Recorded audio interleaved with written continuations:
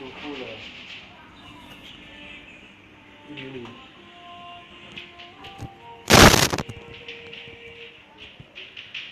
Monsieur Noir, je dis chez moi. Chez moi, à côté de CDC.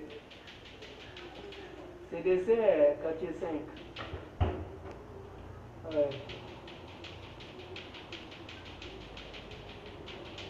Alors, donc, tu viens, tu avances au CDC, le quartier 5.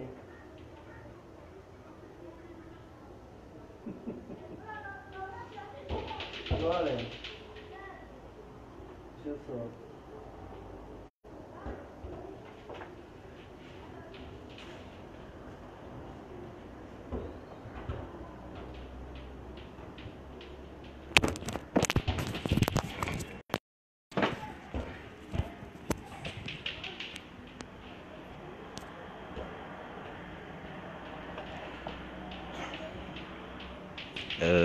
Bonsoir, j'espère que le son est bon et que vous m'entendez bien. Il y a un peu de bruit tout autour de moi, mais j'espère que vous m'entendez assez clairement quand même. Donc on va commencer directement. Ceux qui ne sont pas encore connectés vont prendre le train en marche. Donc aujourd'hui nous devons aborder la notion de religion. À la suite des autres notions relatives au domaine de la culture, telles que le langage, le travail et la technique, l'art. Donc nous allons enchaîner avec la religion avant de passer à l'histoire. Donc la notion de religion est une notion assez familière puisque une grande partie de l'humanité, en tout cas la plupart des gens, sont adeptes d'une religion. Ceux qui n'ont pas de religion aussi connaissent plus ou moins la religion, puisque elle est présente à travers différentes manifestations, que ce soit les lieux de culte, que ce soit des signes religieux que l'on trouve chez des croyants ou dans des villes, dans nos rues, etc. et par rapport à beaucoup d'autres choses. Donc la religion en général se définit comme une relation, un lien entre l'homme et un être suprême. Ça peut être un être ou plusieurs êtres suprêmes.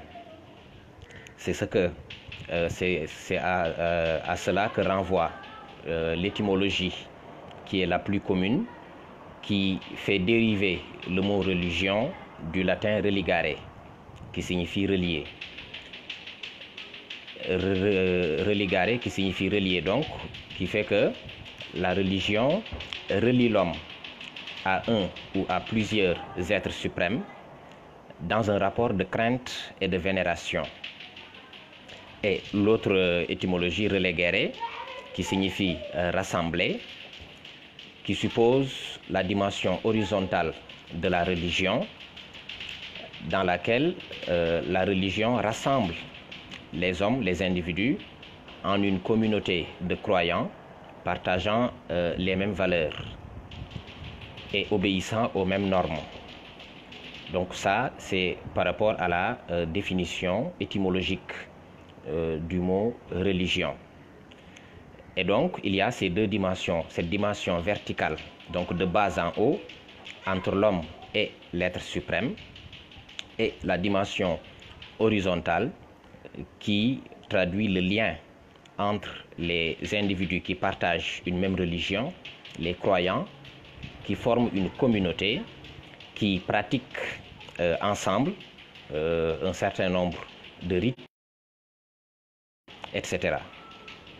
Et même ça nous amène à ce qu'on appelle les points communs entre les religions. Il y a des éléments que l'on trouve quasiment dans toutes les religions. Et parmi ces éléments, on peut d'abord indiquer la foi. dans toute religion, l'individu est d'abord appelé à croire. Croire en un être suprême ou en plusieurs êtres suprêmes ou en autre chose, parce qu'il y a des particularités au niveau de certaines religions. Dans toute religion aussi, il y a toujours des dogmes. Les dogmes, ce sont les fondamentaux, les fondements, les vérités fondamentales sur lesquelles repose une religion. On peut citer à titre d'exemple, dans la religion musulmane, il y a principalement 3 principes qui regroupent 12 dogmes. Ces 3 principes, c'est ce qu'on appelle Iman, Islam et Ihsan. Et donc ces 12 dogmes que l'on retrouve dans ces 3 principes, c'est que le Iman, c'est 6 parties, croire en Dieu, aux prophètes, aux anges, etc. Islam, c'est 5 principes, 5 éléments, la shahada, faire la salat, le ramadan, etc. Et le dernier qu'on appelle Ihsan, qui a été défini par le prophète Mohammed dans un hadith. Dans la religion chrétienne également, il y a des dogmes. On peut évoquer par exemple les 2 principaux commandements que Jésus a cités dans la Bible. Le premier et le plus important de tous les commandements pour un chrétien, c'est d'aimer Dieu de tout son cœur, de toute son âme et de toute sa pensée. Le second, qui est aussi important que le premier, c'est aime ton prochain comme toi-même. De la même manière, dans les autres religions, on trouve également ces éléments. Dans toute religion aussi, il y a une morale, un ensemble de règles à suivre, un ensemble de normes qui définissent ce qui est permis et ce qui est interdit pour le croyant. Et ces règles donc délimitent les frontières de la liberté de l'individu au niveau de ses actions, au niveau de ses paroles, organise ses relations avec Dieu, ses relations avec ses semblables et même dans une certaine mesure sa relation avec lui-même. Donc ça c'est la morale, on y reviendra. Dans toute religion aussi il y a des mythes. Les mythes, ce sont des récits considérés comme imaginaires, extraordinaires, qui tentent d'expliquer un certain nombre de choses ou un certain nombre de phénomènes. C'est pour ça que on a eu dans l'histoire beaucoup de mythologies qui ont émergé dans différentes cultures. On parle de la mythologie grecque avec les principales divinités telles que Zeus, Arès, Hadès, etc. On parle de la mythologie égyptienne également avec un certain nombre de divinités et d'événements. On parle aussi de la mythologie scandinave, par exemple, qui a été popularisée à travers les films sur les Vikings, des films dans lesquels on représente ces divinités-là, telles que Thor, Odin, Loki, etc. Et donc, ça, ce sont des éléments que l'on retrouve quasiment dans toute religion. Et précisément, il y a une grande diversité de religions. Et c'est ce qui doit nous pousser dans l'étude ou dans la réflexion que nous sommes en train de faire sur la religion, à essayer d'avoir une position plus ou moins neutre, ou en tout cas une position rationnelle par rapport aux idées qui seront développées. Parce que faire une réflexion philosophique sur la religion, ce n'est pas la même chose que faire un prêche, ce que on appelle d'habitude faire un hadith. Ce n'est pas la même chose que l'imam qui fait un khutbah le vendredi. Parce que la philosophie n'obéit pas aux mêmes règles que la religion. Il y a une certaine liberté de pensée et de parole qui est permise en philosophie et qu'on ne trouve pas forcément dans le domaine de la religion. Donc, il faut aborder cette notion de religion avec une certaine sérénité. Sinon, il risque d'y avoir des incompréhensions ou des malentendus ou de mauvaises interprétations des idées qui sont développées. Donc il faut avoir cette présence d'esprit par rapport à ces réflexions qui ne sont ni des éloges de la religion, ni une critique forcément ou une attaque contre la religion, mais juste un ensemble de réflexions basées sur des idées développées par des philosophes à propos de la religion. Donc c'est de façon tout à fait neutre, avec une froideur quasiment scientifique que nous faisons cette réflexion. Et donc il faut avoir cette sérénité-là. Donc il y a une grande diversité de religions qu'on peut expliquer brièvement. Il y a les religions révélées qui sont les plus connues. Elles sont au nombre de 3. La religion juive, le judaïsme, le christianisme et l'islam. On les appelle religions révélées parce que c'est des religions qui ont été transmises par Dieu à des prophètes, et ces prophètes-là ont été chargés de diffuser ces religions à toute l'humanité. Donc ces prophètes-là, on les connaît, le prophète Mohammed pour l'islam, le prophète Jésus, Isa ibn Maryam pour la religion chrétienne, et un ensemble d'autres prophètes qui sont apparus avant et qui sont assignés à la religion juive généralement, tels que Ibrahim, Moussa et d'autres.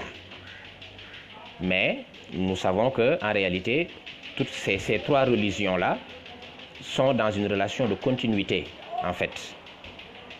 La religion chrétienne est apparue dans le prolongement de la religion juive, de même que la religion musulmane est apparue dans le prolongement de la religion chrétienne et de la religion juive.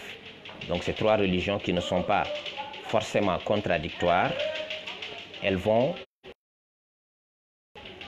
et tous ces prophètes-là sont considérés comme des envoyés de Dieu qui doivent être reconnus au même titre par les croyants. Nous reviendrons plus tard sur les divergences qu'il peut y avoir entre ces religions. À côté, il y a les religions inspirées. On parle de religions inspirées pour indiquer un ensemble de religions qui ont été développées par des individus qui n'ont pas prétendu avoir eu une révélation divine ou que Dieu leur a parlé, mais ils ont perçu une vérité et donc ont trouvé nécessaire de partager cette vérité-là avec l'humanité, de diffuser cette vérité, donc qu'ils ont réussi à découvrir ou à percer par eux-mêmes. Donc il n'y a pas forcément une intervention divine. Ces religions inspirées, il y en a beaucoup également. La plupart des anciennes religions, surtout celles de l'Asie par exemple, sont considérées comme des religions inspirées. Le bouddhisme, le shintoïsme et d'autres religions du genre. Il y a aussi une autre classification entre religions polythéistes et religions monothéistes. Donc religion monothéiste, c'est les religions qui vénèrent un seul Dieu, un Dieu unique. Et les religions polythéistes, c'est les religions dans lesquelles on a plusieurs dieux.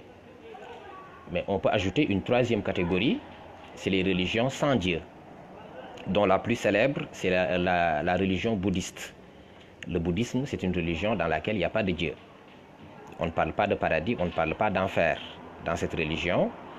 Il existe également dans cette religion, qui est le bouddhisme, une philosophie particulière qui est celle de la réincarnation et de la métempsychose.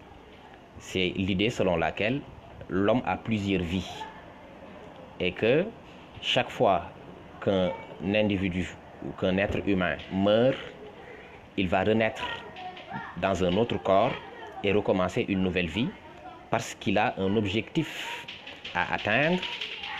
Cet objectif à atteindre, c'est le nirvana. Le nirvana, qui est la libération définitive de l'esprit, de l'âme, du cycle des réincarnations. Et donc, c'est lorsque l'âme a atteint la perfection. Et également, il y a cette idée particulière selon laquelle l'âme ne se réincarne pas forcément dans un corps humain. Elle peut se réincarner dans un corps d'animal, dans un corps d'insecte ou même dans un végétal. Donc ça, c'est une particularité du bouddhisme, donc qui est une religion sans Dieu. Ce que fait l'homme sur le plan moral et autres, il ne le fait pas pour Dieu ou pour gagner l'agrément d'un Dieu, il le fait pour sa perfection personnelle. Parce que dans le bouddhisme, il y a une philosophie qui propose à l'homme un mode de vie orienté vers un processus de perfectionnement perpétuel à travers les différentes vies donc de l'être humain. Il y a même un récit célèbre dans les textes bouddhistes à propos d'un prêtre un prêtre bouddhiste bien sûr, qui devait sacrifier une chèvre, et il y a eu une communication entre le prêtre et la chèvre. La chèvre qui expliquait, qui s'est mise à rire, le prêtre était étonné, et la chèvre lui a dit, après plus de 500 vies passées dans le corps d'une chèvre, enfin je vais me libérer et me réincarner dans un corps humain. Vous voyez donc, c'est cette croyance selon laquelle une âme peut monter des échelons au niveau des corps si elle fait le bien, elle vit dans le sens du bien, de la morale, etc. Comme une âme peut être dégradée, donc quitter un corps humain et descendre dans d'autres corps, comme tels que des animaux, des insectes, si donc elle n'est pas orientée vers le bien. Donc ça, c'est la particularité du bouddhisme. Il y a aussi d'autres religions sans Dieu, telles que la plupart des religions animistes. Les religions animistes, ce sont les premières religions de l'humanité qui consistaient à vénérer soit des phénomènes de la nature, des éléments de la nature, des êtres vivants, des statues, des masques, etc. À la Mecque, avant l'arrivée du prophète et de l'islam, il y avait des statues dans la Kaaba.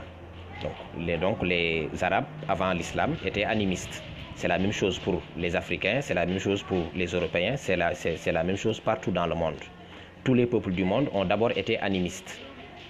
Et ensuite, progressivement, les autres types de religions sont apparus. En Afrique, on a même ce qu'on appelle le culte des ancêtres, par exemple.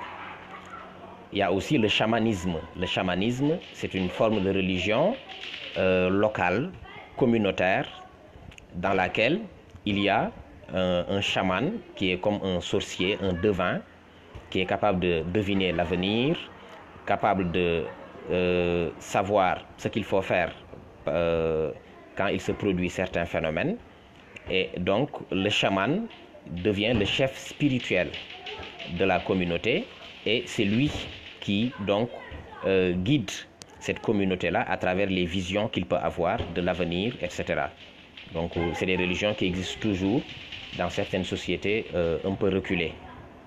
Donc ça nous montre qu'il y a une très grande diversité de religions, il y a des dizaines de religions différentes, même si il y a aussi ce qu'on appelle les sectes. Une secte n'est pas une religion, une secte c'est un groupe à l'intérieur d'une religion et qui ne pratique pas forcément disons, selon les principes de cette religion.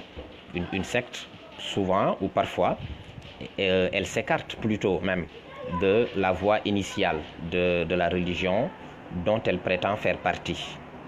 Donc ça, c'est un élément. Enfin, pour terminer de cette partie-là, il y a aussi ce qu'on appelle les syncrétismes. Le syncrétisme, c'est un mélange de religions. On peut l'observer notamment en Afrique.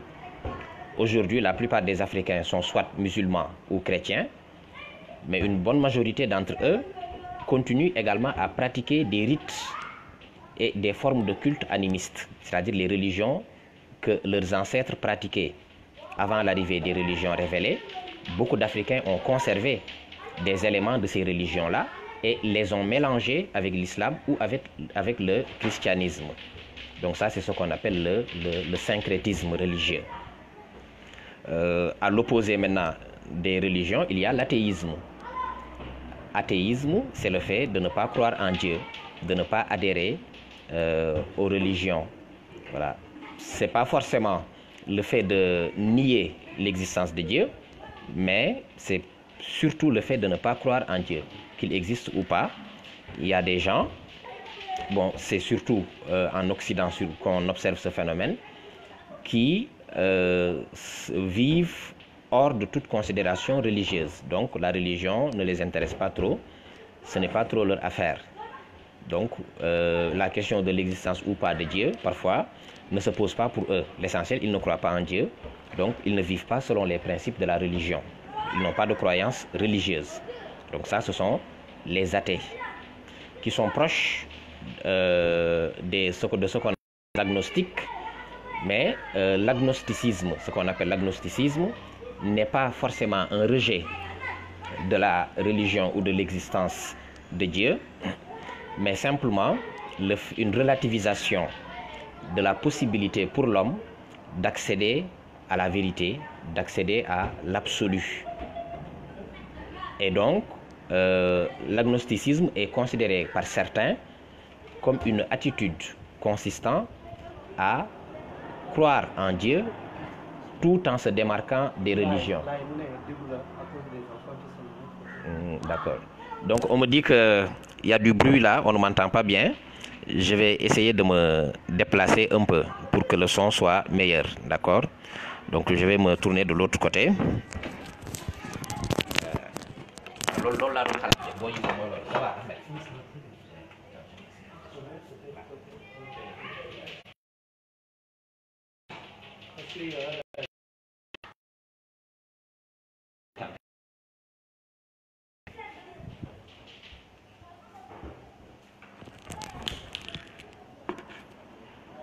Voilà, donc je m'excuse, donc c'est ce que je vous disais tout à l'heure, il y a un endroit spécifique où je peux avoir le réseau et c'est là-bas qu'il y a du bruit. J'espère que ça va maintenant. Donc je disais, on a fait un panorama de la diversité des religions à travers les religions révélées, les religions inspirées, les religions monothéistes, les religions polythéistes. Voilà, donc ça s'est encore coupé, désolé. Je reprends. Donc, on a fait ce panorama entre les différentes religions ou les différents types de religions. La deuxième partie qu'on va aborder maintenant, c'est lorsqu'on se pose la question, à quoi sert la religion? À quoi sert-il d'avoir une religion? On va voir, en guise de réponse à cette question-là, un certain nombre de dimensions, ce qu'on peut appeler les dimensions de la religion. Il y a une dimension sociale qui est évoquée dans votre manuel de philosophie à travers surtout la thèse de Émile Durkheim qui affirme que la religion est un fait social. Un fait social, c'est-à-dire que la religion est une création des hommes au niveau de la société. C'est un système de croyances, de règles, de normes qui permet de mieux organiser et de mieux structurer la société. Donc la religion ne vient pas forcément du ciel, elle ne vient pas forcément de Dieu, mais c'est un outil très utile pour bien organiser une société, pour bien structurer une société. Et même si on sait va au-delà de cette thèse de Durkheim,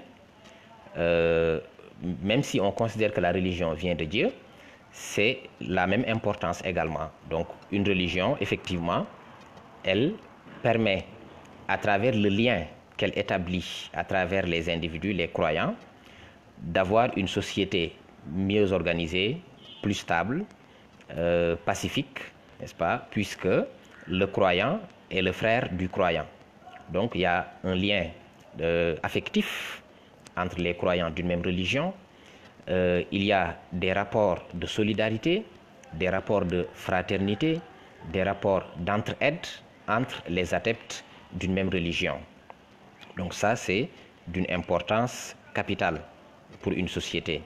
Normalement, je dis bien normalement, c'est-à-dire en principe, les gens, les adeptes d'une même religion ne peuvent pas être ennemis, ne peuvent pas se faire la guerre, ne peuvent pas se détester, ne peuvent pas se haïr, ne peuvent pas s'entretuer. Parce que la religion, en principe, établit entre eux un lien, comme je l'ai dit, affectif, basé sur un amour réciproque, le désir de s'entraider, une attitude solidaire les uns envers les autres. Ça, c'est le principe. Bien sûr, ce n'est pas la réalité. Parce que dans toutes les religions, il y a des divergences, il y a des conflits. Il y a beaucoup de guerres et de conflits entre musulmans, il y a des conflits entre chrétiens, etc. Il y a une dimension aussi théorique qui est très importante, qui est liée à ce qu'on appelle, par rapport à la réponse aux questions existentielles que l'homme se pose sur sa vie, sur son existence, etc. Ces questions existentielles tournent autour de 3 ou 4. Quand l'homme se pose la question d'où je viens, qui je suis, quel est le but de mon existence sur Terre, qu'est-ce qui m'attend après la mort. Donc là, on est dans le cadre des questions existentielles. Et précisément, la religion répond à ces questions.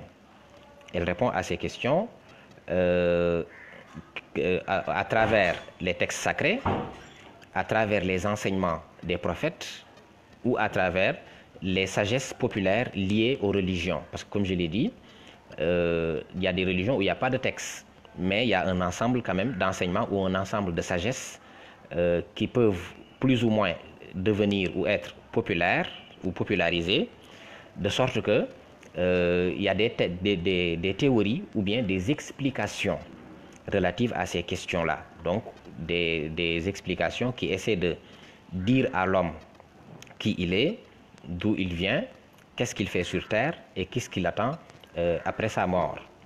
Ou si il y a quelque chose qui l'attend après sa mort. Donc ça, c'est une dimension théorique très importante.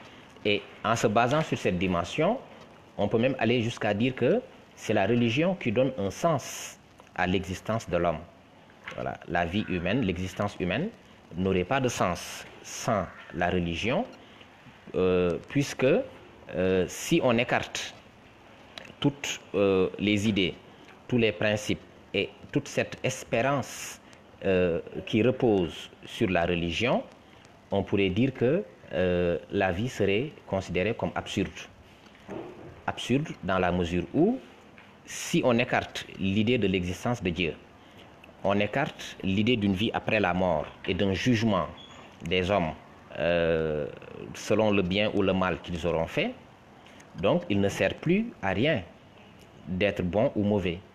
Il ne sert plus à rien de faire le bien ou de faire le mal, puisqu'il n'y a aucune punition pour le mal, il n'y a aucune récompense pour le bien. Donc, ça n'aurait plus aucun sens donc, de faire ces choses-là.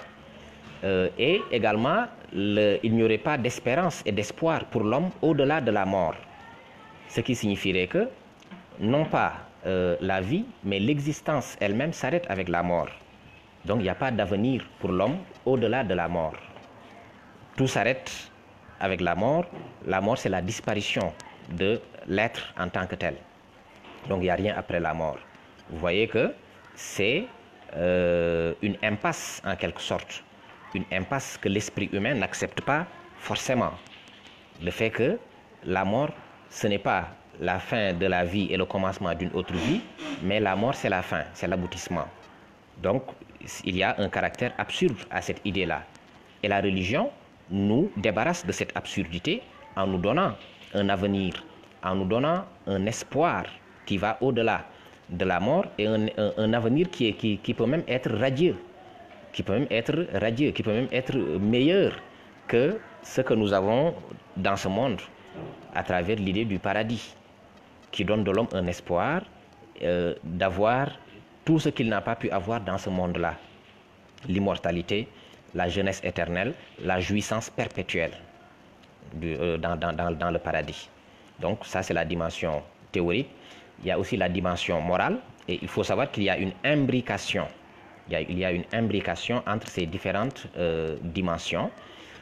Donc la dimension morale, comme je l'ai dit tout à l'heure, qui renvoie au fait que dans toute religion, il y a un ensemble de règles, un ensemble de normes qui définissent pour le croyant, ce qui est permis et ce qui est interdit, ce qu'il peut faire, ce qu'il peut dire, où il peut aller, ce qu'il ne peut pas faire, ce qu'il ne peut pas dire, où il ne peut pas aller, etc.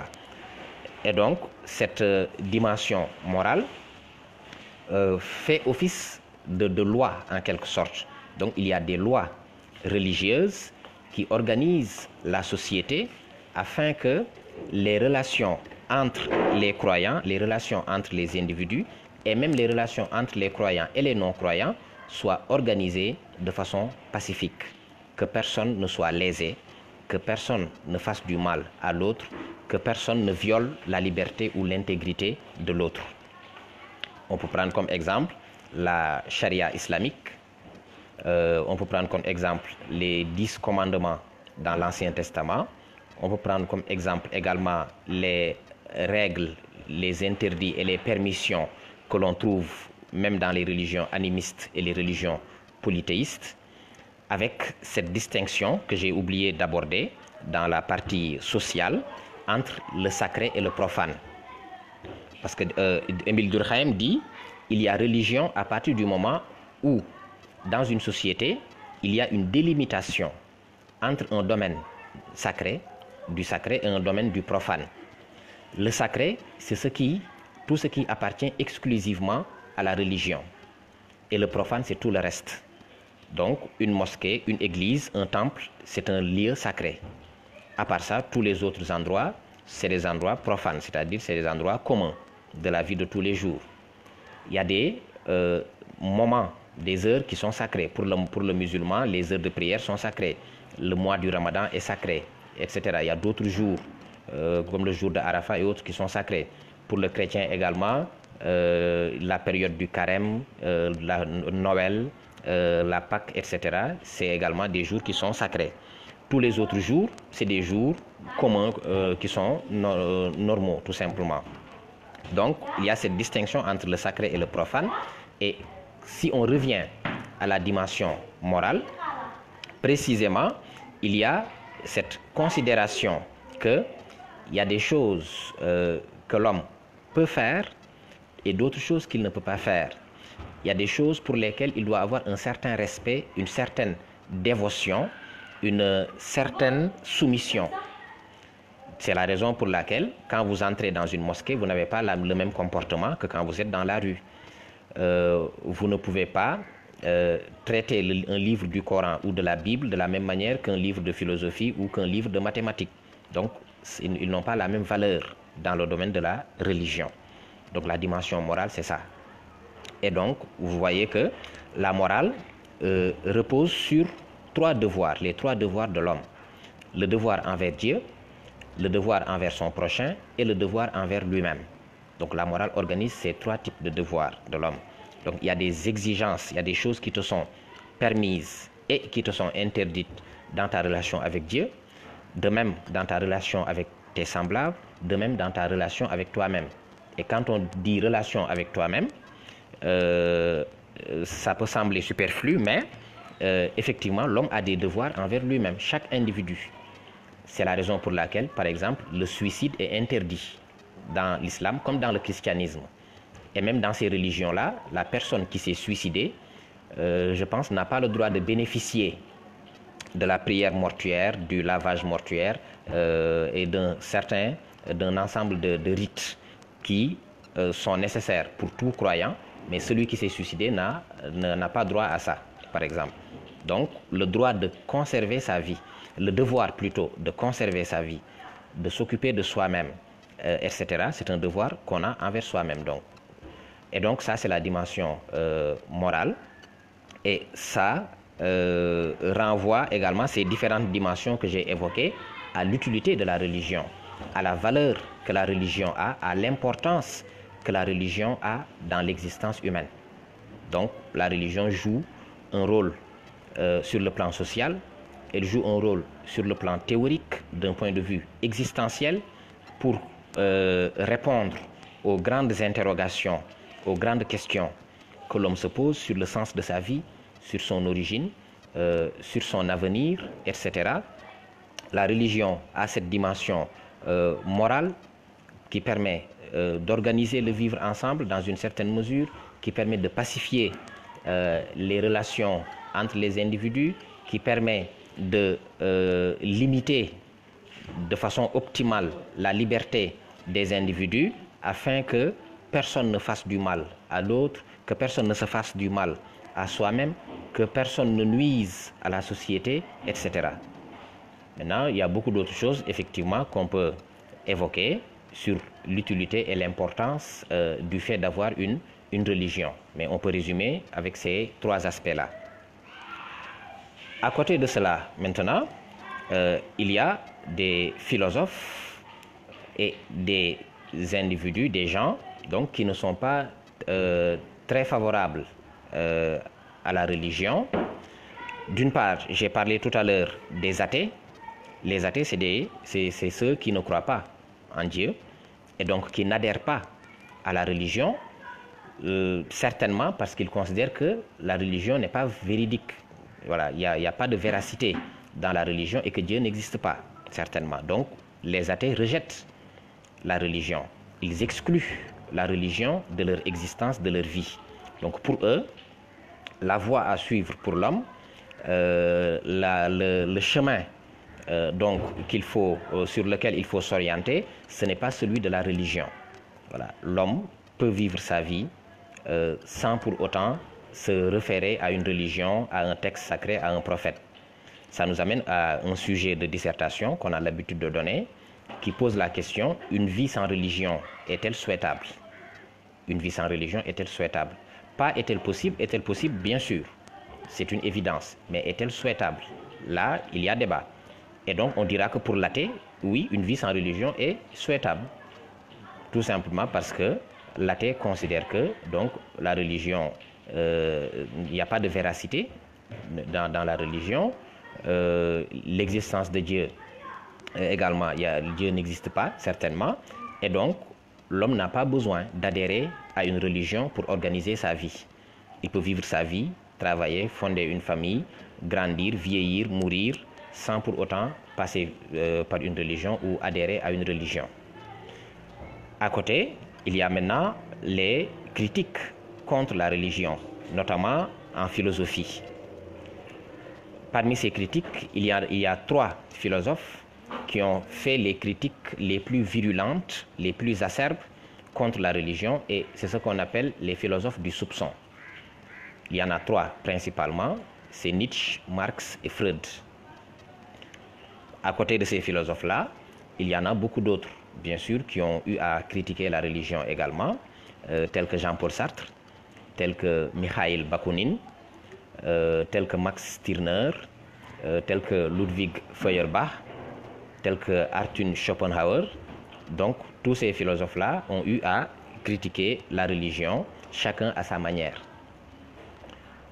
Dans le manuel de philosophie, on vous parle de Freud, de Marx et de Nietzsche. Non, de Freud et de Marx principalement.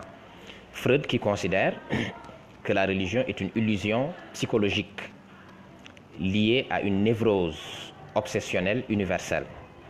Ce qui veut dire que pour lui, le fait d'adhérer à une religion pour un individu témoigne d'un trouble psychique. Ce trouble psychique trouve son origine dans le complexe d'Oedipe.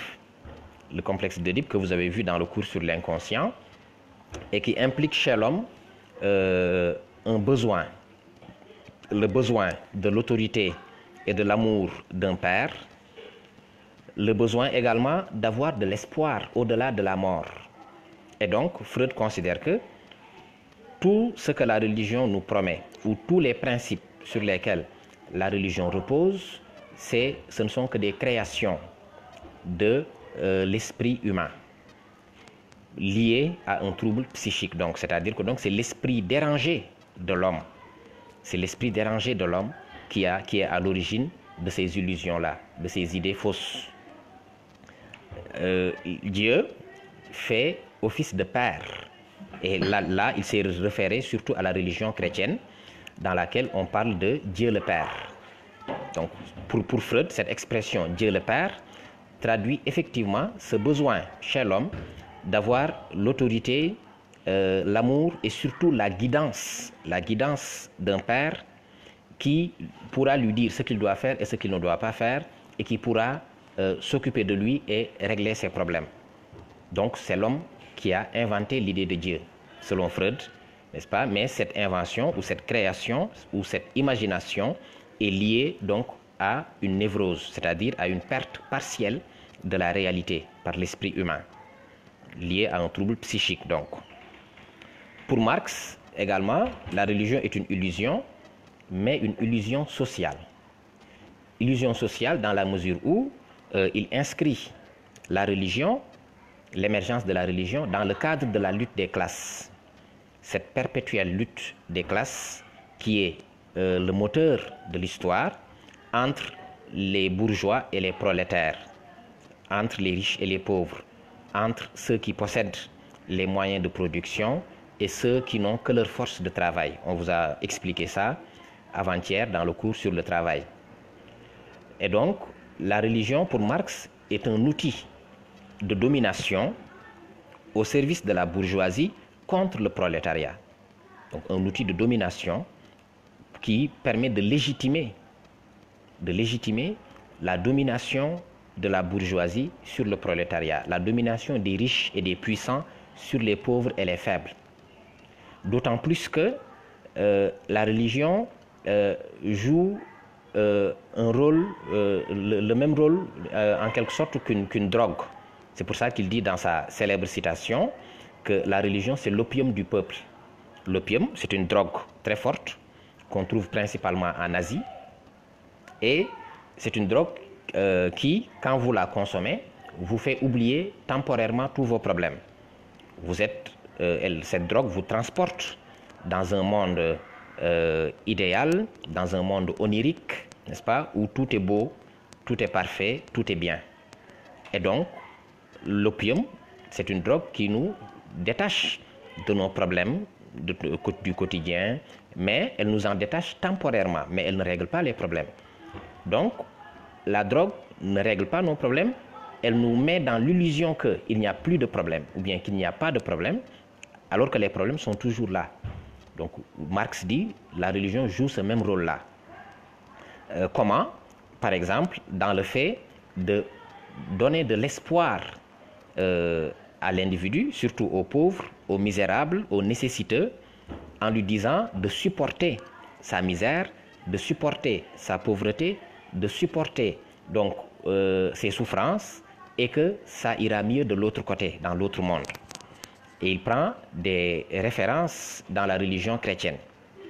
Il dit par exemple, lorsqu'on dit qu'il sera difficile aux riches d'entrer dans le royaume des cieux, c'est une parole du Christ, il dit, vous voyez, c'est une manière de dire aux pauvres que certes ici, vous êtes perdants face aux riches, parce que c'est eux qui profitent des bienfaits de la vie, mais ne vous inquiétez pas, de l'autre côté, vous serez gagnants. Et vous serez gagnants beaucoup plus que ce que eux ils ont gagné ici, parce que vous aurez une vie éternelle dans l'autre monde, et cette vie éternelle, vous la passerez dans une jouissance perpétuelle. Donc, tout ce que vous ratez dans cette vie, ne vous inquiétez pas, supportez, n'est-ce pas, soyez patient. Dans l'autre monde, c'est vous qui serez les maîtres. Et les riches n'auront rien dans cet autre monde. Donc, il y a même une certaine idée de revanche du pauvre, des pauvres, des misérables, n'est-ce pas, sur ceux qui sont riches et qui profitent de la vie grâce à leur richesse. Et un philosophe comme Bakounine, dans le même sens que Marx, dira que il y a principalement deux perversions qui font que les ouvriers pauvres et misérables ne peuvent pas se libérer, d'abord mentalement, psychologiquement, et ensuite physiquement. Il dit ces deux perversions-là, c'est le cabaret et l'église. D'une part, quand l'ouvrier quitte son travail chaque soir, certes son travail ne lui plaît pas, comme M. Diad l'a montré dans le cours sur le travail, son travail ne lui plaît pas, il ne se sent pas à l'aise, mais quand il quitte son travail, il va au bar, il va boire, et en buvant, avec l'effet de l'alcool, il est temporairement débarrassé de ses soucis, de sa colère peut-être, etc. Et le dimanche matin, il va à la messe, et à la messe, le prêtre, dans son prêche, lui donne de l'espoir, lui dit, supporte, sois patient, ça ira mieux de l'autre côté, dans l'autre monde. Donc, pour Marx, c'est comme ça que la religion arrive à maintenir les pauvres, les ouvriers, les travailleurs dans cette forme de léthargie qui font qu'ils ne vont pas réagir, ils ne vont pas se révolter, ils ne vont pas se rebeller contre l'ordre établi par les riches. Parce que c'est un ordre qui est établi par les riches. C'est dans ce sens qu'on parle du capitalisme, par exemple, qui est un système foncièrement inégalitaire. Le capitalisme repose effectivement sur l'exploitation d'une majorité pauvre et désœuvrée par une minorité riche, n'est-ce pas, et qui vit à l'aise en quelque sorte. Donc ça, c'est dans ce sens-là que Marx dit que la religion est une illusion sociale. Celui qui est le plus célèbre maintenant parmi les critiques de la religion, c'est Nietzsche, bien sûr, à travers des formules célèbres, comme celle où il parle de la mort de Dieu, donc qui est une parole qui peut être considérée comme blasphématoire, mais en philosophie, il n'y a pas de blasphème. Si on était dans une mosquée, on n'en parlerait pas. Si on était dans une madrasa ou dans une église, on n'en parlerait pas. Voilà. Mais dans un cours de philosophie, il n'y a pas de tabou, il n'y a pas de blasphème, il n'y a pas d'hérésie. Il n'y a pas de procès en hérésie dans un cours de philosophie. Donc, on peut aborder librement les idées développées par les philosophes et les analyser froidement. Donc, qu'est-ce qui se cache à travers cette idée de Nietzsche? Il y a plusieurs interprétations, puisque la philosophie de Nietzsche en elle-même n'est pas très explicite, parce que Nietzsche parle souvent en images. Et donc, le texte le plus illustratif de cette idée de la mort de Dieu, c'est le texte de l'insensé. L'insensé qui arrive à l'heure de midi dans un endroit où il y avait beaucoup de gens qui ne croient pas en Dieu. Et il vient leur demander, il vient avec une torche. Déjà, il fait jour, c'est à midi, donc il n'a pas besoin de torche, mais il vient avec une torche et demande où est Dieu, où est Dieu. Et quand il pose cette question, les gens qui étaient là, donc qui ne croient pas en Dieu, se mettent à rire en lui disant, mais où est-il? Est-ce qu'il s'est caché? Est-ce qu'il est parti? Etc. etc. Et l'insensé, c'est-à-dire le fou, leur répond, vous ne savez pas où est Dieu? Je vais vous le dire, nous l'avons tué. Il dit, nous l'avons tué. C'est vous et moi, nous tous qui l'avons tué. Et là, il se met à expliquer maintenant, ou en tout cas à évoquer les conséquences de cet acte. Voilà. C'est une nouvelle qu'il vient annoncer. Il vient annoncer donc cette nouvelle et il énumère les conséquences qui vont résulter de cet événement, tout en précisant que c'est un événement qui est en route, qui n'est pas encore réellement arrivé. Mais c'est un événement qui est en route, et même à la fin, il va dire « Je suis venu trop tôt ». Je suis venu trop tôt annoncer cette nouvelle, parce que les gens comprendront ce que je viens leur annoncer beaucoup plus tard. Donc j'arrive beaucoup trop tôt. Mais pour interpréter brièvement, il parlait simplement du recul et de la disparition progressive de la foi en Dieu dans l'Europe de son époque. Et le résultat, nous le voyons aujourd'hui dans une certaine mesure, puisque une grande majorité, je peux dire, des Européens sont aujourd'hui athées. Et cet athéisme n'a pas commencé aujourd'hui. Voilà, ça a été un long processus qui avait commencé donc à l'époque de Nietzsche et que Nietzsche a pu observer, et il a vu que ce processus aboutirait en quelque sorte à une disparition de la croyance en Dieu dans l'Europe de son époque. Parce qu'il ne faut pas oublier que ces philosophes-là n'ont pas vécu à l'époque de la mondialisation. Donc ils ne pouvaient pas connaître tout ce qui se passe dans le monde et ils ne connaissaient pas forcément les autres religions qui étaient pratiquées ailleurs, même s'ils pouvaient bien sûr en avoir des aperçus à travers des livres, à travers des voyages et autres. Mais aujourd'hui, c'est plus facile pour nous. Nous avons juste à cliquer sur Google pour avoir des informations sur n'importe quelle religion. Donc la plupart de ces philosophes occidentaux, européens, qui ont critiqué la religion, leur principale référence, c'est la religion qu'ils connaissaient et qui était pratiquée dans leur société, c'est-à-dire la religion chrétienne. C'est la religion qu'ils connaissent le mieux parce que c'est celle qui était pratiquée dans leur société. À cette époque-là, il n'y avait pas beaucoup de musulmans en Europe comme aujourd'hui. Voilà, même s'il y avait les juifs également. Mais la religion dominante, la religion qui était vraiment visible, c'était la religion chrétienne. Et jusqu'à présent, c'est le cas. Donc, Nietzsche parle de cet événement et dans sa critique, il précise que la religion est opposée à la vie. Elle est opposée à la liberté de l'homme. Elle est opposée à l'épanouissement de l'homme. Elle est opposée à l'expression de la vitalité de l'homme. C'est les pratiques religieuses telles que la pratique de l'ascétisme. On a parlé de l'ascétisme l'autre jour dans le cours sur le désir, si je ne me trompe pas. Donc une pratique telle que l'ascétisme, c'est une pratique qui est contre nature. Ce n'est pas dans la nature de l'homme de refouler ses désirs tels que la religion le lui demande. Ce n'est pas dans la nature de l'homme de se priver de ses plaisirs dans une certaine mesure, puisque c'est dans sa nature. Donc, ces pratiques religieuses conduisent l'homme à une forme d'amputation. Amputation, c'est-à-dire le fait de couper. Voilà, l'homme est obligé, pour se conformer à la religion, de s'amputer de ce qui fait même sa nature. Donc, ces pratiques qui sont recommandées, la morale religieuse, est une morale qui est contre nature, qui est contre-productive, qui est contre la vie, contre la liberté et l'épanouissement de l'homme. Donc globalement, c'est la critique de Nietzsche. Bon, on pourrait s'étendre des heures et des heures parce que Nietzsche a beaucoup parlé de la religion, mais on peut le résumer comme ça. Donc après Nietzsche maintenant, comme je l'ai dit, il y a des philosophes comme Sartre. Sartre qui est un philosophe existentialiste. Sa philosophie repose surtout sur l'idée selon laquelle l'homme est libre et qu'il est maître de son destin.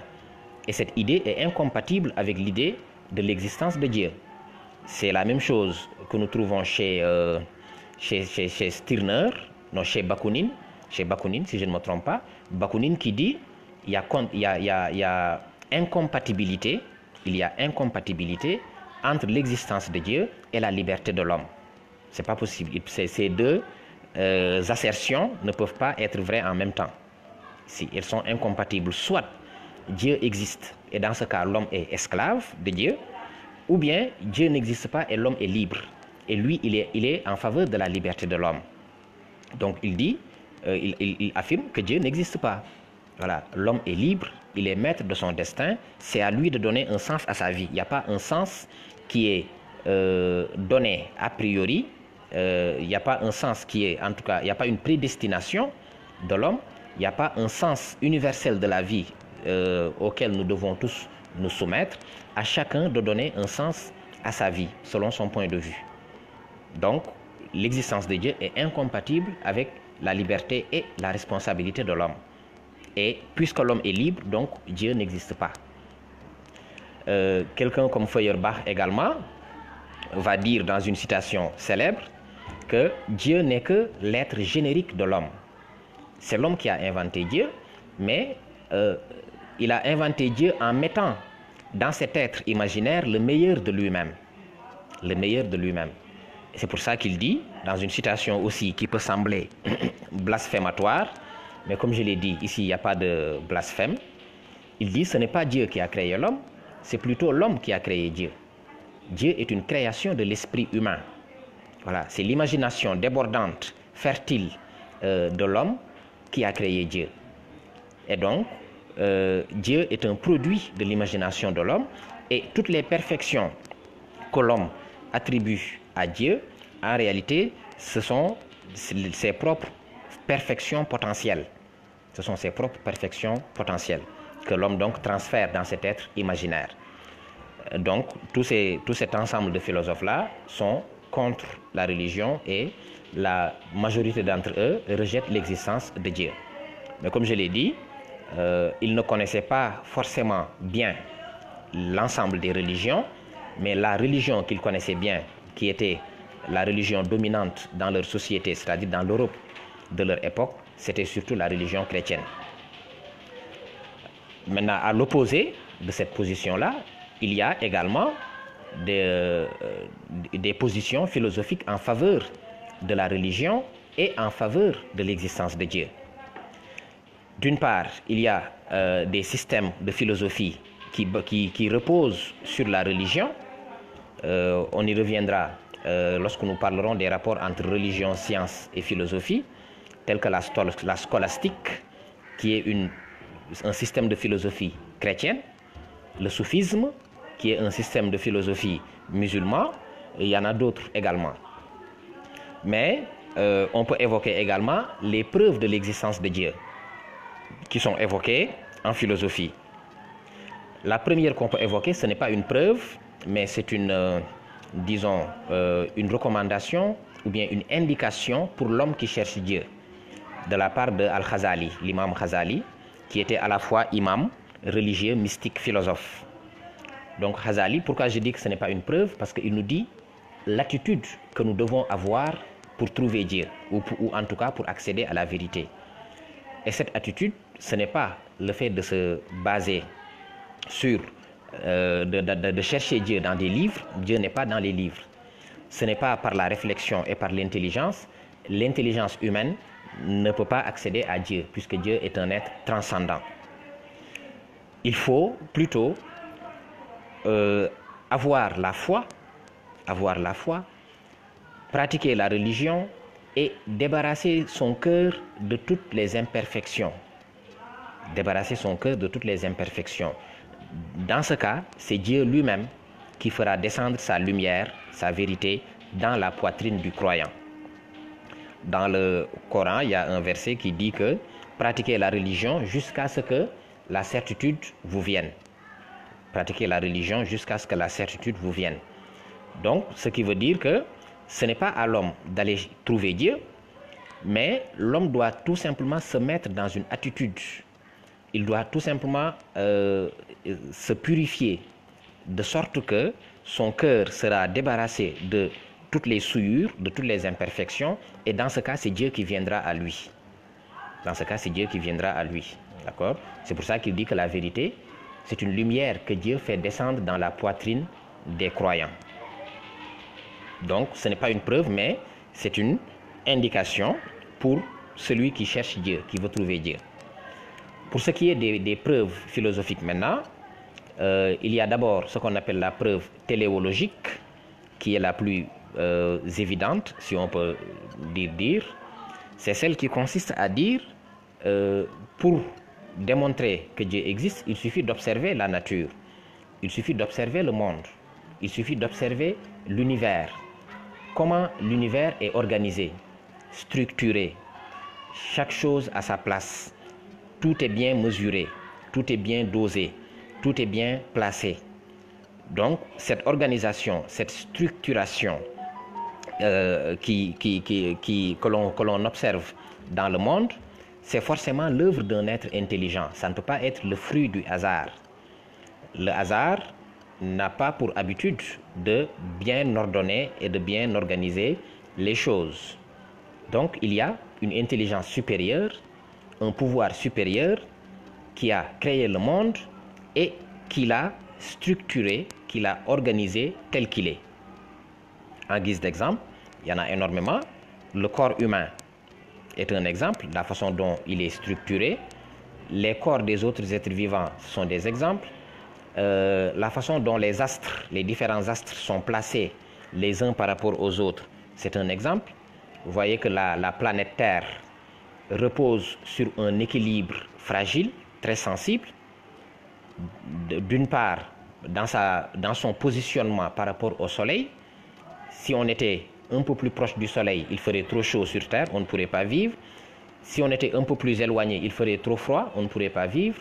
Donc, quelqu'un a placé la Terre à cette distance idéale de 150 millions de kilomètres du Soleil, qui fait que nous avons un climat plus ou moins équilibré. Et en même temps, il y a cette inclinaison de la Terre qui, selon les scientifiques, est due à l'impact d'une météorite. Mais quoi qu'il en soit, cette inclinaison qui fait que nous avons la succession et l'alternance entre les saisons dans les différentes parties du monde. Donc ça, c'est une organisation intelligente.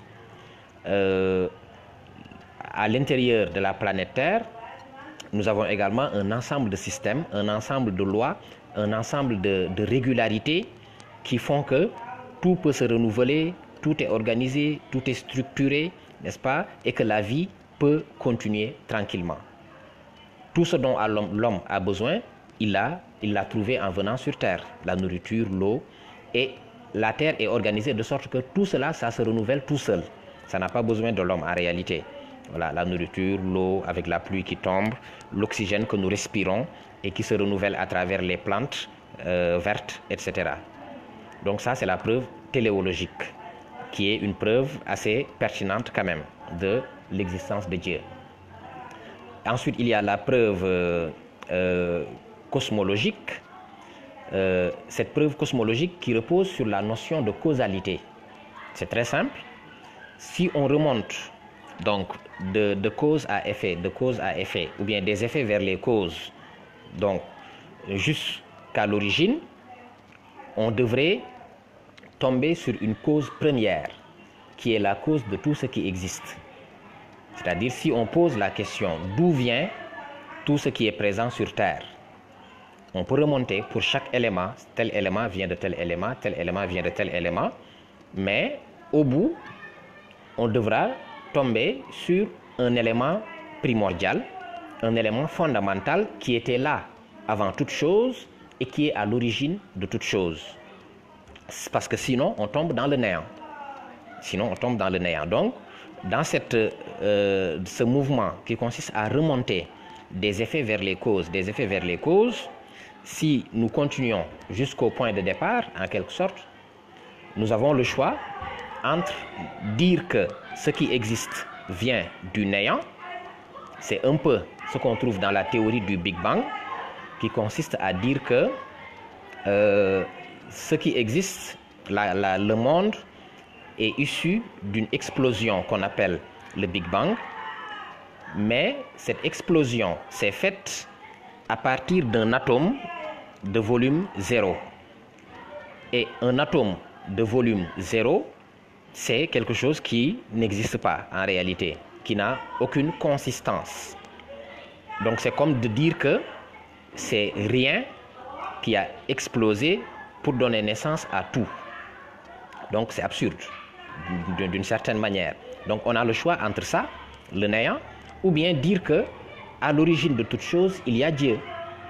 Donc c'est Dieu qui était là lorsqu'il n'y avait rien, et c'est Dieu qui est la cause de tout ce qui existe. Donc Dieu est la cause de tout ce qui existe. Donc ça, c'est par rapport à la notion de causalité. Parce qu'on ne connaît pas d'autres causes. Nous savons que ce n'est pas l'homme qui a créé le monde, il ne s'est pas créé lui-même, et nous ne connaissons pas un autre être qui peut être à l'origine de cela. Et ce n'est pas très logique de dire que la nature s'est créée elle-même. Donc ce n'est pas logique de dire que c'est la nature qui s'est créée elle-même.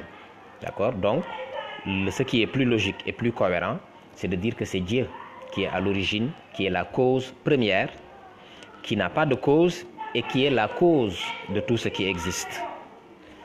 Enfin, il y a la preuve ontologique. L'ontologie, c'est l'étude de l'être en tant qu'être.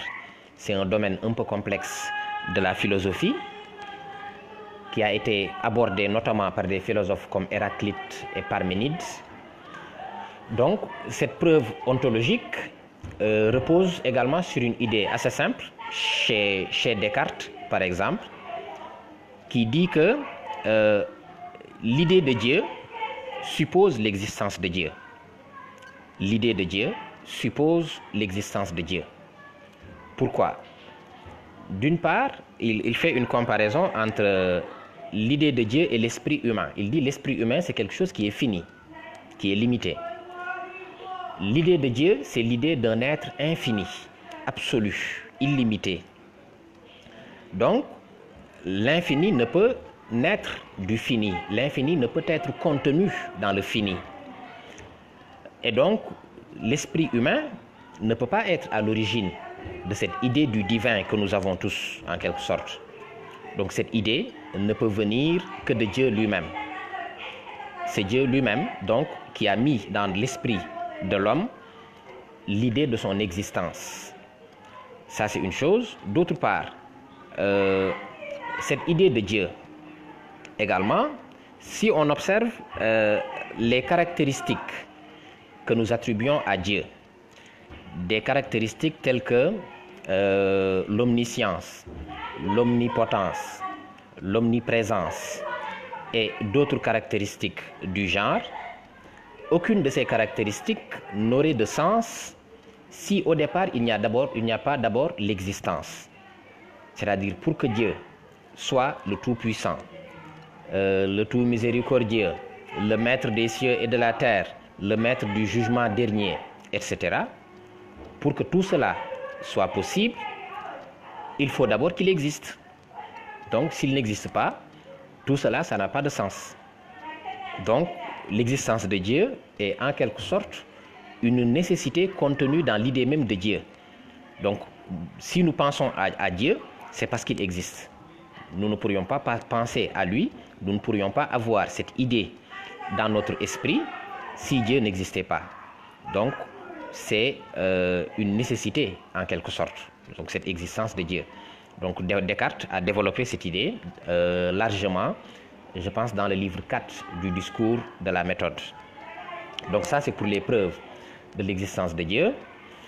Maintenant il y a d'autres idées qu'on pouvait aborder dans la partie précédente, je pense, c'est-à-dire dans la partie critique de la religion par rapport au problème du mal, par exemple.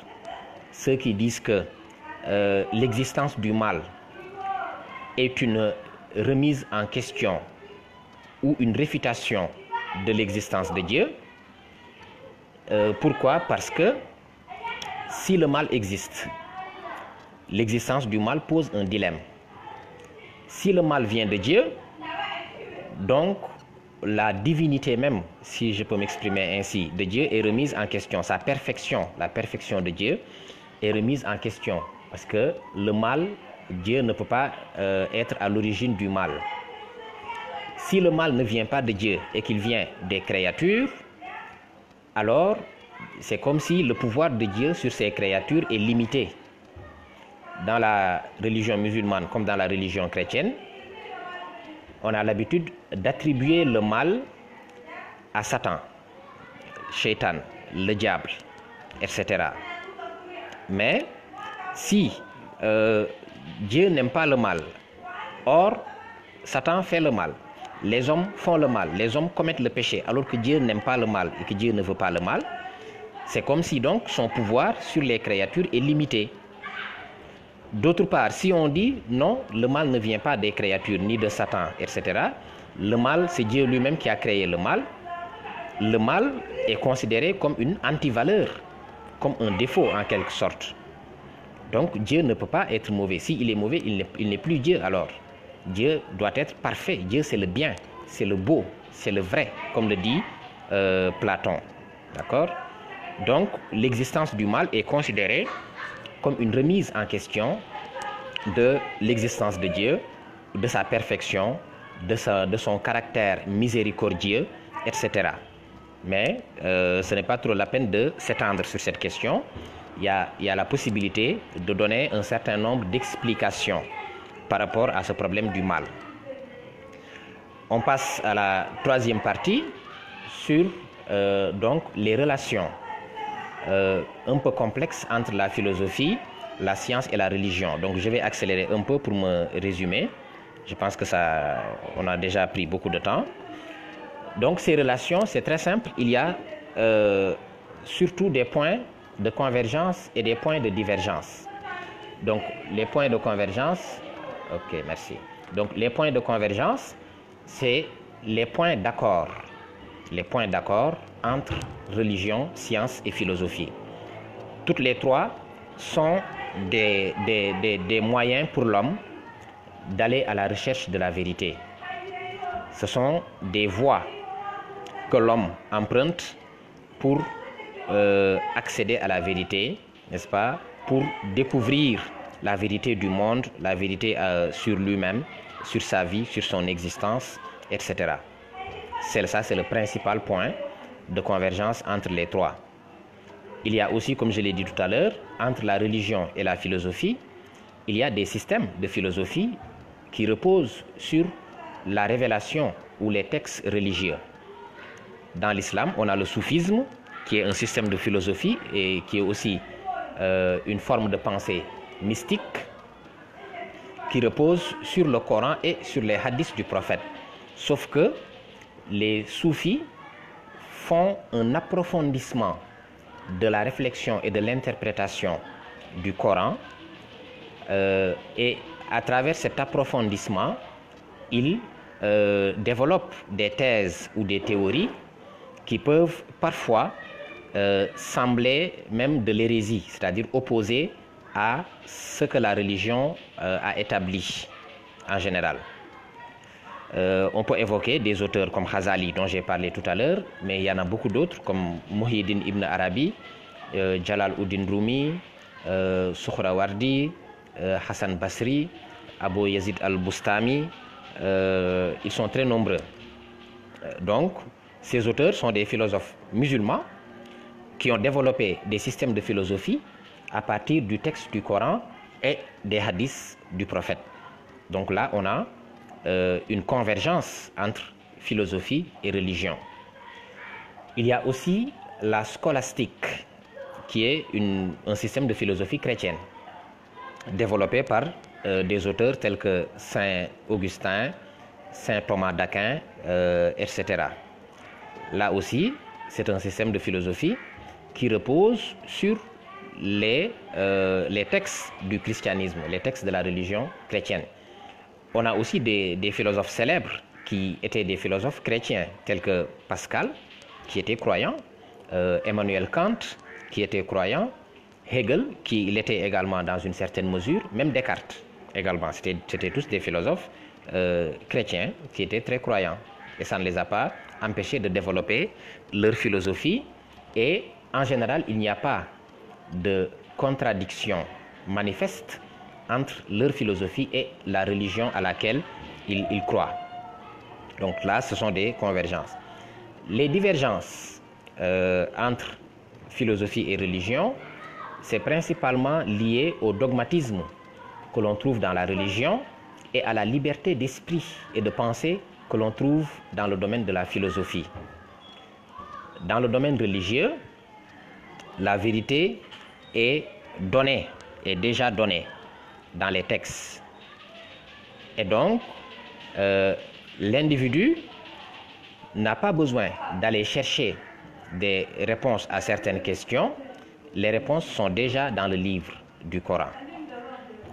Il n'a qu'à aller chercher dans le livre ou bien à aller demander à des cheikhs, à des oulémas ou à des imams, et comme ça il aura les réponses à ces questions, parce que les réponses sont dans le Coran et les hadiths.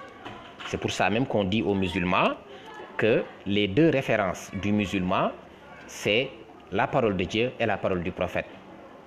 Toute autre parole peut être discutée, peut être analysée, peut faire l'objet d'un débat. Mais la parole de Dieu, elle est absolue. La parole du prophète, elle est absolue. Ça ne se discute pas. Ça ne se discute pas. On n'en débat pas, n'est-ce pas? On ne peut pas les remettre en question, ces paroles-là. Or, en philosophie, il y a un refus de l'argument d'autorité. La philosophie n'accepte pas qu'il y ait un argument, n'est-ce pas, qui s'impose sans passer par le tribunal de la raison. Donc, c'est inacceptable pour les philosophes. C'est dans ce sens-là que les philosophes sont souvent considérés comme des ennemis de la religion ou bien comme des hérétiques, des gens qui se prononcent contre la religion. On peut citer l'exemple de Ibn Arabi, dont beaucoup de livres ont été brûlés. On peut citer l'exemple d'un soufi comme Ben Mansour Halaj, qui a été tué, n'est-ce pas, sur des accusations de blasphème et d'hérésie.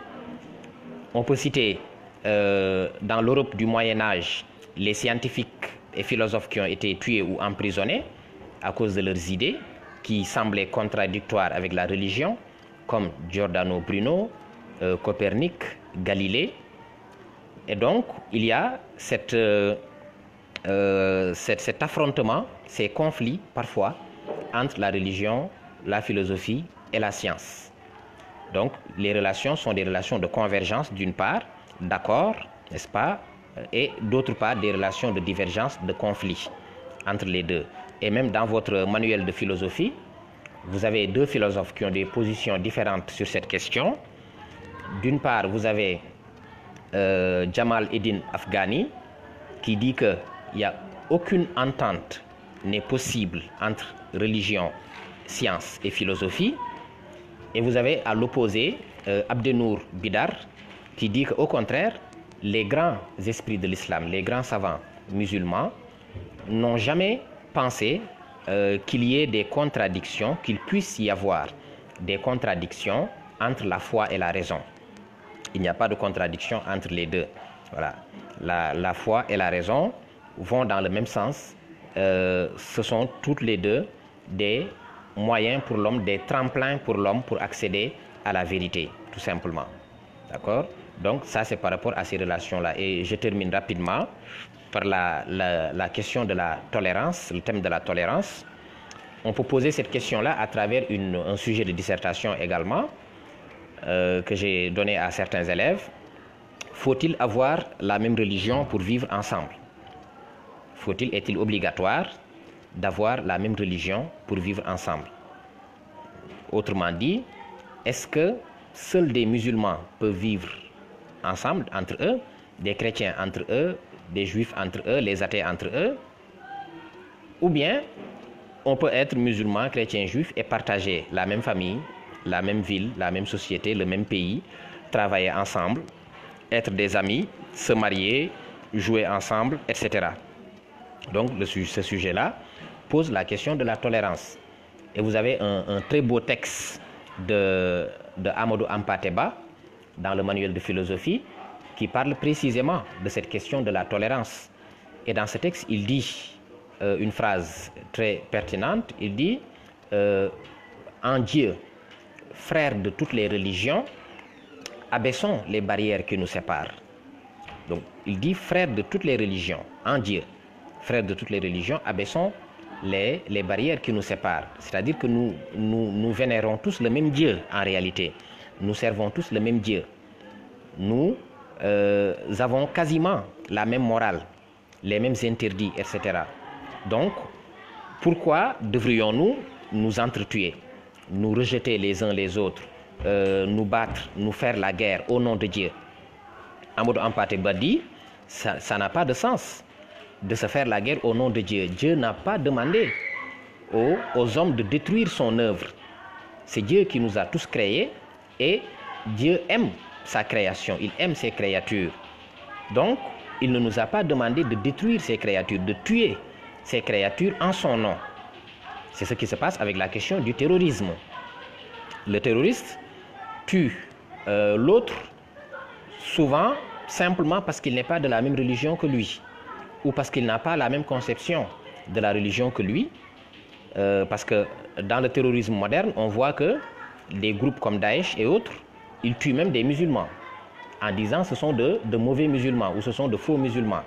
Ils attaquent même des mosquées. Il y a des attentats qui se sont produits durant la prière du vendredi en Égypte et dans d'autres pays. Donc, c'est assez incompréhensible cette attitude-là qui consiste à dire que nous allons massacrer des gens qui ne sont pas de la même religion que nous. Nous allons même massacrer des gens qui sont de la même religion que nous et nous le faisons au nom de Dieu. Donc, Amadou Hampâté-Bâ dit non, ce n'est pas au nom de Dieu. Dieu n'a pas demandé de faire ces massacres-là et ces atrocités. Donc, nous pouvons bien vivre ensemble sans avoir la même religion. Ce n'est pas une obligation. Et dans beaucoup de pays, je pense que dans le monde, il n'y a aucun pays où il n'y a qu'une seule religion, même s'il y a toujours, bien sûr, une religion qui est majoritaire et une religion qui est minoritaire, mais dans tous les pays du monde, il y a toujours une certaine diversité de religions. Et dans ces pays-là, dans beaucoup de ces pays-là, les gens vivent en paix. Les gens vivent en paix, ils sont amis, ils sont voisins, ils travaillent ensemble, ils se marient entre eux, ce qu'on appelle des familles mixtes, entre musulmans chrétiens, musulmans juifs, juifs chrétiens, etc. Donc c'est bien possible, effectivement, de vivre ensemble sans pour autant avoir la même religion. Mais comme je l'ai dit, il y a énormément de conflits, il y a énormément de problèmes, énormément de contradiction entre des individus, entre des peuples, entre des pays, entre des groupes ethniques et autres, qui reposent sur la religion. Vous connaissez le conflit, le très vieux conflit dans le monde musulman entre les chiites et les sunnites, qui se perpétue jusqu'à présent. Certains disent que la guerre au Yémen, comme la guerre en Syrie, c'est une guerre indirecte entre l'Arabie Saoudite qui représente le monde sunnite et l'Iran qui représente le monde chiite, par exemple. Donc, il y a cet affrontement-là dans le monde musulman. Vous avez vu ce qui s'est passé avec les Rohingyas en Birmanie. Donc, les Rohingyas, c'est une minorité musulmane apatride donc en Birmanie. Et la majorité de la population en Birmanie, elle est bouddhiste. Donc, ils ne veulent pas que cette communauté musulmane se développe dans leur pays. Donc, ils sont persécutés. Il y a également des problèmes de ce genre dans d'autres pays. Au Nigeria, avant l'arrivée de Boko Haram, il y avait souvent des massacres entre musulmans et chrétiens. La guerre en Centrafrique, au départ, on avait dit que c'était une guerre entre musulmans et chrétiens également, parce qu'il y a des quartiers musulmans et des quartiers chrétiens. Donc, il y a effectivement énormément de conflits qui pourraient nous faire croire que, effectivement, il est préférable d'avoir la même religion pour vivre ensemble. Parce que ceux qui ont la même religion, ils se comprennent, ils ont la même foi, ils ont les mêmes valeurs, ils ont la même morale. Donc, facilement, ils pourront vivre ensemble de façon pacifique, de façon harmonieuse, etc. Sauf que, comme je l'ai dit, le monde aujourd'hui est globalisé. Le monde est globalisé. La diversité culturelle, la diversité des religions est une réalité à laquelle on ne peut plus échapper. Donc, on ne peut plus imposer, n'est-ce pas, une croyance religieuse à quelqu'un. On ne peut plus exiger dans une société que tous les individus pratiquent la même religion. De toute façon, puisque nous sommes dans la plupart des pays dans des régimes démocratiques, la démocratie accorde à tous les individus la liberté de culte, la liberté de conscience. Donc chacun a le droit de croire ou de ne pas croire en Dieu. Et pour ceux qui croient, chacun a le droit d'avoir la religion de son choix. Donc la tolérance, c'est le fait d'accepter la différence, le fait d'accepter l'autre tel qu'il est, de même que l'autre aussi t'accepte comme tu es. Et cela ne vous empêche pas de vivre ensemble, d'avoir des relations professionnelles, des relations amicales, des relations affectives, sans qu'il y ait un rejet mutuel, sans qu'il y ait des préjugés, sans qu'il y ait de la stigmatisation. Voilà, donc je pense que j'ai été trop long, je m'en excuse, mais je vais m'arrêter là. Je pense qu'on a plus ou moins survolé donc, cette notion de religion. S'il y a des questions, vous pouvez les mettre dans les commentaires. Je reviendrai après dans les commentaires pour répondre une à toutes les questions, Inch'Allah. Voilà, donc je vous remercie et passez une bonne soirée. Merci beaucoup.